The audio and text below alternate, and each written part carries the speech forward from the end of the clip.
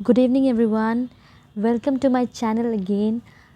जैसे कि last video में आप लोगों ने बहुत कमेंट्स लिखे, थैंक यू कहा, क्योंकि मैंने अपना एक्सपीरियंस शेयर किया तो आप लोगों को कहीं ना कहीं वो थोड़ा हेल्पफुल लगा वीडियो। और कुछ लोगों ने कहा था कि मैम आप अपने जो आपने टेस्ट में लिखा था ऐसे वो थोड़ा डिस्कस कर देना तो कुछ हम लोगों को थोड़ा और इंसाइट्स मिलेगा। तो मैंने बहुत ढूंढा, ये पता नहीं बहुत इधर उधर हो गया मेरा नोट्स जो था, तो मैंने ये ढूंढा तो मुझे मिला एक, तो ये मैं आज डिस्कस करूँगी। और आप देखना कि सेक्शन 2 वाला जो ऐसे था जो मैंने रियल एग्ज़ाम में लिखा था वो इसी के अराउंड था, empowerment of women in political and social affair, social aspect of life, कुछ ऐसा था, मुझे याद नहीं आ रहा, बट पॉलिटिकली वो मतलब ज़्यादा इंक्लाइंड था वो क्वेश्चन। तो आप इससे मैच करना, आपको ये लगेगा कि मैंने जो ऐसे यहाँ लिखा है टेस्ट में वही मैं जाके वहाँ पे वही सब जो कंटेंट है वो वहाँ पे मैं मेरा रिफ्लेक्ट हुआ है। और ये जो there is no tool for development more effective than women empowerment of women, Kofi Annan, ये मैंने एकदम से उठा के लास्ट में वहाँ पे कोट किया है, आप मेरा ऐसे जाकर देख सकते हो। तो यही होता है कि आप अगर आप घर पे कुछ लिख के जा रहे हो, उससे अगर रिलेटेड कुछ आ गया तो उससे अच्छी बात कुछ हो नहीं सकती है। इसीलिए मोर प्रैक्टिस की ज़रूरत है किसी भी रिटन एग्ज़ाम को देने के लिए। जितना आप क्वेश्चन लिख के जाओगे घर पे उतना अच्छा रहेगा आपके लिए वहाँ पे। तो कोई भी अगर टॉपिक मिल रहा है उस पर ऐसे लिखने का कोशिश करो। बहुत स्ट्रगल होता है ऐसे लिखने के लिए, मेरे साथ भी हुआ था, 2-2 घंटे बैठे और कुछ कंटेंट ही समझ नहीं आ रहा, क्या लिखे कैसे आगे बढ़े पता नहीं चलते रहता था। फिर लेकिन लिखते लिखते मैं एक वीडियो में आपको बताऊंगी कि कैसे अगर कुछ नहीं समझ आ रहा तो कैसे ऐसे लिखना है। मैं जल्दी ही लिख रहा हूँगी क्योंकि अब बहुत कम टाइम बचा है और कुछ अगर बता दूंगी आप लोगों को थोड़ा फ़ायदा हो जाएगा। तो मैं जल्दी वो लेकर आऊँगी कि एज एन एस्पिरेंट जब लगता है कि कुछ समझ नहीं आ रहा कैसे स्टार्ट करें, तो कैसे लिखना है ऐसे को, कैसे आप कर सकते हो। तो लेट्स गेट स्टार्टेड। इस ऐसे को पहले कंप्लीट करते हैं, बाद में किसी और वीडियो में वो बताएंगे। तो मैंने यहाँ पे लिखा है there is no tool for development more effective than empowerment of women. तो इसमें क्या लिखना है आपको कि एम्पावरमेंट ऑफ वुमेन जो है वो एक बहुत इफ़ेक्टिव टूल है डेवलपमेंट के लिए, ये आपको यहाँ पे दर्शाना है। ठीक है, ये एक कोट है, कोफी आना ने कहा है। तो मैंने जो मेरा स्टाइल है लिखने का वो ये है कि एनेक्डोट मैं पहले लिखूँगी, उसके फिर अराउंड जो है मैं ऐसे लिखूँगी आगे। तो मैंने लिखा है सबीना खातून के बारे में, और ये सब स्टोरी कहाँ से मिलेगा। तो मैं जैसे एम्पावरमेंट ऑफ वीमेन कुछ ऐसा टॉपिक है तो मैं गूगल सर्च कर दी थी कि कोई स्टोरी मिल जाए, रियल स्टोरी, और बिहार से रिलेटेड मिल जाए तो बहुत अच्छी बात है। तो मुझे इस तरह का एक स्टोरी मिला था, तो मैंने वो यहाँ पे वो मैं एक कॉपी बनाई थी जिसमें मैं स्टोरी लिखती थी। विमेन पे आएगा, एम्पावरमेंट पे आएगा तो मैं ये लिखूँगी, क्लाइमेट चेंज पे आएगा तो मैं ये लिखूँगी, एजुकेशन इन एआई आएगा तो मैं ये लिखूँगी, ये वाला एनेक्डोट, ये कहानी बनाऊँगी। कहानी बनाना एग्ज़ाम में जाके बहुत मुश्किल है, अनसंट कहानी बना दोगे वहाँ जाके। इससे अच्छा है कि अच्छा कहानी बनाओ, टॉपिक लिख लो 4-5-10 और उस पर कहानी लिख लो। एक पैराग्राफ तो कहानी होता है एक पैराग्राफ का। झूठा कहानी बनाओगे, इससे अच्छा कहानी मिल जाए, कुछ रियल लाइफ एग्जाम्पल मिल जाए तो ठीक है, सर्च कर लो, गूगल सर्च कर लो यार, 1 घंटे में आराम से हो जाता है तुम और करोगे तो। ओके चलो ऐसे पढ़ती हूँ अब। Sabina Khatoon is a 36-year-old lady from Bihar. She use to be an agricultural labourer before joining Bihar based SHG Jeevika. As a member of SHG she took a loan, SHG मतलब सेल्फ हेल्प ग्रुप, यहाँ पे मैंने नहीं लिखा है उसका full form, self help group, बहुत लोगों को नहीं भी पता हो सकता है। तो she took a loan and bought swing machine in order to fulfil her dream of becoming a tailor. ठीक है, as Jeevika didi she is able to finance her childrens education. Not only this, she also inspired many women to become entrepreneur. तो ये मैंने लिखा story.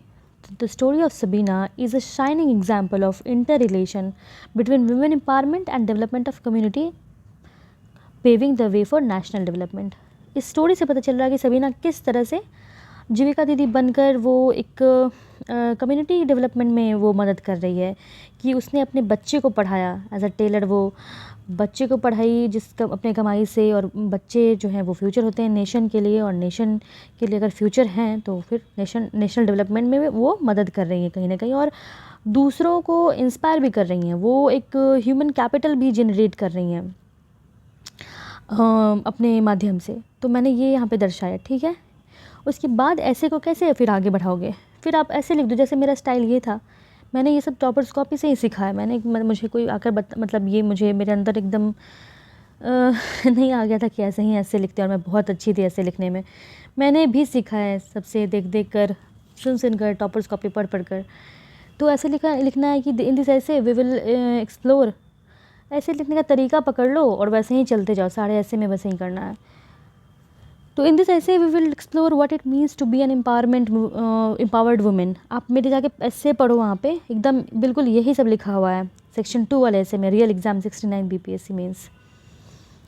In this essay we will explore what it means to be an empowered woman, how empowering women can foster nation's development. Then we will see what has been done in this regard, what are the challenges, and what are the challenges. Finally, we will see what needs to be done to address the challenges in path of women empowerment. Okay, तो मैंने फिर यहाँ पे लिखा है, मुझे जैसे question पूछा वैसे आप आंसर करते जाओ। मैंने पूछा वहाँ पे कि what it means to be an empowered women, मैंने पूछा वहाँ पे, यहाँ पे जो क्वेश्चन है उसका आंसर यहाँ लिखा मैंने कि an empowered woman is one who is independent in terms of decision making, who is able to earn livelihood on her own, and the one who is aware of the rights guaranteed to her through constitution. तो constitution ये सब code करके ना आप अपने definition को भारी भरकम बना लेते हो, मतलब थोड़ा ऑथेंटिक लगता है। जहाँ तक हो सके वो अपने लैंग्वेज में लिखने की कोशिश करना। ये सब डेफिनेशन किताबी मत छाप देना, वो थोड़ा अजीब लगता है। Okay, most importantly an empowered woman is also the one who is capable of taking the vehicle of nation's development to newer heights, as we shall see next. तो मैंने यहाँ पे फिर ट्रांजिशन वाला पैराग्राफ है ये कि as we shall see next।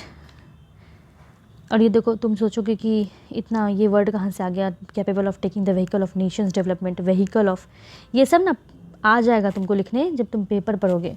Paper में ये सब आए दिन आते रहता है ऐसे, और तुम जितना पढ़ोगे उतना तुमको याद होगा लिखने के लिए कि कैसे क्या लिखते हैं, और अपने आप खुद ही लिखा जाएगा। मतलब तुम पेपर तो पढ़ो ही, इससे अच्छा लिखना है। अगर राइटिंग स्किल अच्छा करना तो पेपर पढ़ना पड़ेगा। ओके, चलो आगे बढ़ते हैं। There can be various dimensions of women empowerment. अब देखो, women empowerment को डायमेंशन में मैं तोड़ रही हूँ, बढ़ाना है यार, ऐसे को 1200 वर्ड लिखना है तो ऐसे डायमेंशन में तोड़ना पड़ेगा। There can be various dimensions of women empowerment. Social empowerment is one of them. Social perspective में लिखूंगी इसके नीचे कि empowering women socially through giving them equal opportunity, dignity and respect can have multiplier effect on the development of family and society as a whole. For instance, increasing access to quality education and health services make women capable of imparting education to their children through home-based schools, thereby shaping the future of any society or nation. फिर मैंने यहाँ पे quote लिखा कि Brigham Young has rightly pointed out, you educate a man, you educate a man, you educate a women, you educate a generation. तो मैंने ये social perspective में ये पैराग्राफ लिखा। फिर मैंने क्या लिखा है कि it is not without reason. हाँ, तो जहाँ भी आपको स्कोप लगे कि कोट लिखने का वहाँ पे स्कोप है तो आप ज़रूर लिखें।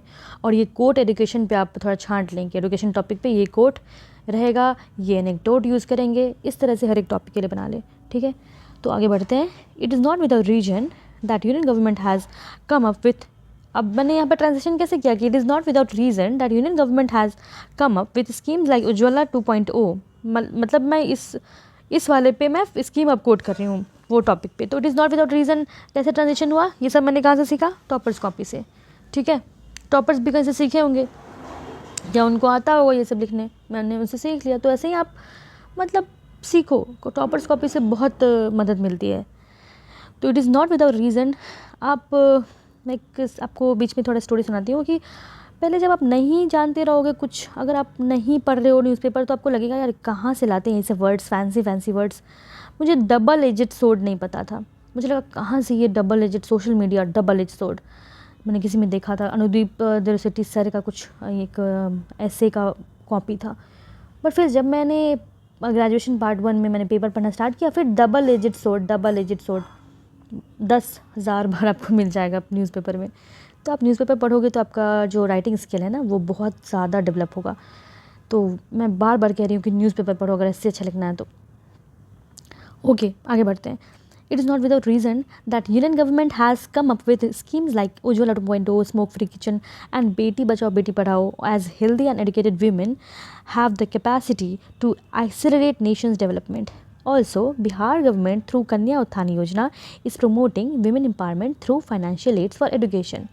ठीक है, बिहार का भी आपको एग्जाम्पल कोट करते रहना जहाँ भी आपको स्कोप दिखे, ठीक है। However social empowerment has no meaning. अब देखो सोशल एम्पावरमेंट हो गया, अब आपको दूसरे पैराग्राफ में दूसरे डायमेंशन को कवर करना है। तो कैसे आपको करना है, तो यहाँ पे ये ट्रांजिशन पैराग्राफ है, यही आपको सीखना है, ये होना चाहिए अच्छा कि however social empowerment has no meaning without economic empowerment of women, as we shall see next.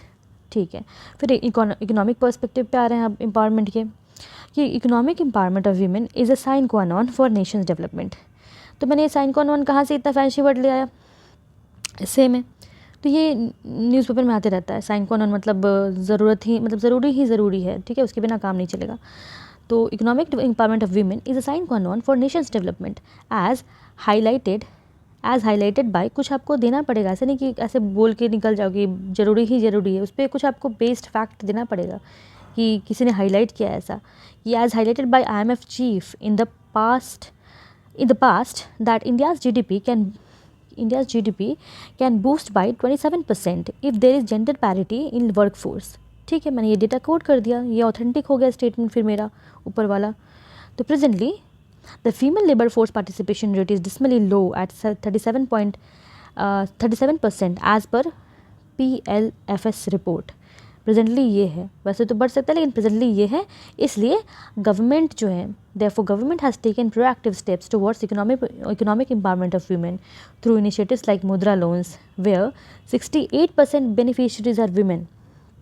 Also, Bihar government through Mahila Udyami Yojana is promoting women in entrepreneurship by providing them loans up to 10 lakhs. Bihar government के schemes को coat करते रहना है, क्योंकि आप बिहार के लिए ऐसे लिख रहे हो BPSC में, बिहार पब्लिक सर्विस कमीशन का एग्ज़ाम दे रहे हो इसलिए, ठीक है। मोर ओवर पॉलिटिकल एम्पावरमेंट, अब फिर मैंने पॉलिटिकल पर्सपेक्टिव को आगे दर्शाया है कि moreover political empowerment of women is the cornerstone of nations development. We have seen women like Indira Gandhi under whose leadership India inflicted a crushing defeat on Pakistan's army in 1971। मैंने political empowerment of women यहाँ पे लिखा है, ठीक है। Through political empowerment, women participate in decision-making process, leading to reduction in gender-biased attitudes in law-making. That comes very naturally, of course। कि women अगर law-making में रहेंगी तो gender-biased जो attitudes हैं वो कम होगा ही होगा। उसके बाद interestingly, in order to increase political representation of women, अब पॉलिटिकल रिप्रेजेंटेशन को बढ़ाने के लिए क्या करे गवर्नमेंट, वो भी आप मैंने लिखा यहाँ पे कि political representation of women, the government through women reservation act 2023 provided 33% reservation to women in Lok Sabha and state assemblies. Notably, Bihar is the first state to provide 50% reservation to women in Panchayati Raj institutions. Steps like these give rise to youngest Mukhya Anushka from Bihar's Panchayat that in turn leads to political empowerment of women at local levels। तो मैंने इतना सारे example दिया, आप देख रहे होंगे कि मैंने इंडिया ओवरऑल और बिहार का बहुत सारे एग्जाम्पल दिया है। मोर ओवर अब इन्वायरमेंटल स्फेयर में आ जाओ कि विमेन ने क्या क्या किया है, ठीक है। एम्पावरमेंट में देखो क्या, moreover in environmental sphere women has played significant roles in the past towards conservation of nature. Chipko movement is one such example that mainly involved women like Gaura Devi. मैंने ये गूगल सर्च कर करके कि environmental sphere में क्या women का योगदान है, तो वहाँ से मैं इस एग्जाम्पल्स को सर्च करती थी, तब मैं कैसे लिखती थी तो पूरा फिर most recently India's girl child environmental activist Lisi Priya is leading the nation towards sustainable development, just like Swedish Greta Thunberg. तो ग्रेटा थनबर्ग की तरह ही इंडिया में लीसी प्रिया है, ठीक है। इन्वायरमेंट में मैंने करंट वन एग्जांपल दे दिया, और जो ट्रेडिशनल चला आ रहा चिपको मूवमेंट की गौरा देवी, उनका भी दिया है।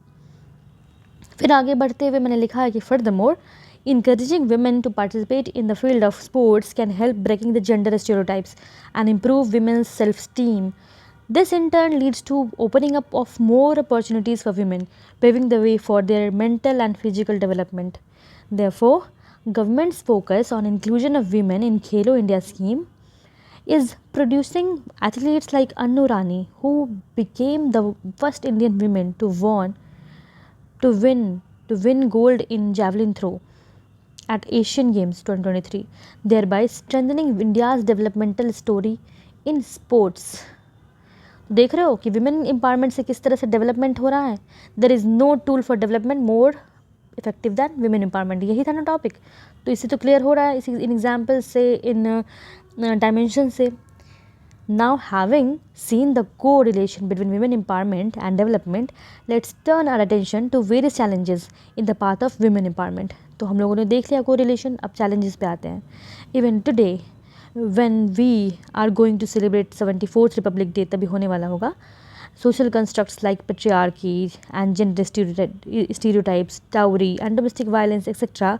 are challenging the constitutional principles of equality, dignity of women and justice. This proved to be a major roadblock towards empowerment of women. However, government through various initiatives like Mahila Shakti Kendras, Mahila Helpline, Bihar Sashakt Mahila Saksham Mahila, liquor ban, etc. is addressing the challenges that comes in the way of women empowerment. हमने ऊपर challenge लिखा और नीचे government step भी लिख दिया कि ऐसा नहीं है कि बस चैलेंजेस है, गवर्नमेंट प्रोएक्टिव स्टेप्स ले रही हैं इन चैलेंजेस को दूर करने के लिए। Also, as a society, we as a society should follow of our fundamental duties. Article 51A that calls for renouncing practices derogatory to the dignity of women. जहाँ भी आपको स्कोप लग रहा है वहाँ पे आप कॉन्स्टिट्यूशनल प्रिंसिपल्स को कोट करो, फंडामेंटल ड्यूटीज़ तो कोट करो ही करो, जहाँ भी वुमेन रहे। ये वाला एकदम फिट बैठता है कि that calls for renouncing practices derogatory to women, dignity of women. This will pave the way for their empowerment in one way or another. फिर मैंने यहाँ पे कोट लिखा, Subhash Chandra Bose said, if women who constitutes half of society did not engage, India would not progress. Therefore, we should create, अब last में हम लोग को ऐसा एकदम लिखना है कि हमको ऐसा करना चाहिए। Therefore, we should create safe and conducive environment full of opportunities in which women like Sabina, देखो सबीना का मैंने पहले एनेक्डोट में लिखा था ना, कहानी में, तो उसी से आपको अंत करना है, तो आपको पूरा मतलब फुल सर्किल हो जाएगा ये ऐसे। Women like Sabina could become entrepreneur, writing the developmental story of India from the remotest village of Bihar. फिर लास्ट में मैंने वो जो ऐसे का टॉपिक था उसी को मैंने लिखा नीचे कि Kofi Annan rightly said, there is no tool for development more effective than empowerment of women. तो ये मेरा ऐसे यहाँ पे ख़त्म होता है। और अगर आप देखेंगे तो जो रियल आंसर था, रियल ऐसे था मेरा एम्पावरमेंट ऑफ वीमेन पे, वो भी मोरलेस यहाँ से कुछ कुछ मैंने लिखा था उसमें। और आप लोगों को ये ऐसे कैसा लगा ओवरऑल वो आप बताइएगा कमेंट बॉक्स में। और कुछ प्रॉब्लम हो रही है आपको किसी भी पेपर में तो आप कमेंट बॉक्स में लिख सकते हैं, मैं आप लोगों की मदद करूँगी ज़रूर एग्ज़ाम से पहले, ताकि कुछ फ़ायदा हो जाए आप लोगों का। तो फिर मिलते हैं किसी और वीडियो में। आज मैंने प्रॉमिस किया था खुद से कि मैं एक वीडियो बनाऊंगी। मैंने कम्युनिटी पोस्ट इसलिए डाला था सुबह में कि मुझ पे एक रिस्पॉन्सिबिलिटी है कि मुझे शाम में एक वीडियो बनाना है ऑफिस से आने के बाद। तो ओके, बाय बाय, फिर मिलते हैं नेक्स्ट वीडियो में। कुछ डाउट्स हो तो कमेंट में लिख दीजिएगा। Okay, bye bye, take care.